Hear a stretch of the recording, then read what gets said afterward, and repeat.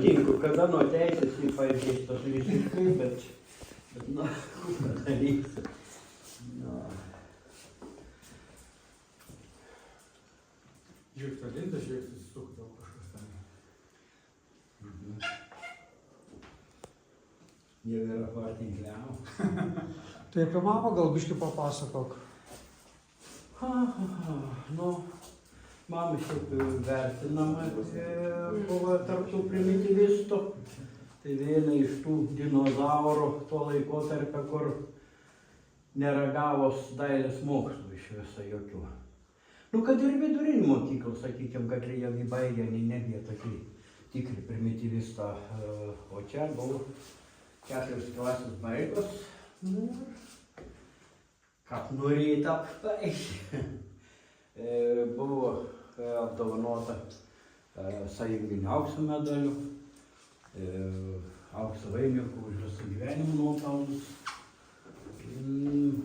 3 respublikinės premijas įlaimėjus, valstybinį stipendiją pusmetį gavus. Na, taip ir atrodo, kad visko, ir įmanoma tautodailininkui tų yra gavus. Mes kažkada buvom čia prieš 15 metų Sudanė, mes atvažiavome, nu, Danai, mes Valodė, aš ten buvau pirmininkai, mes turėjom Danų delegaciją atvažiavusią. O tas Danijos buvo ten ta moteris, kuri kažkaip Europos Sąjungos kažkokių gobelinų idėjų ten kažkokios tai organizacijos vadovė. Tai mes pas Stasiuką užėjom ją pačią ir čia užėjom.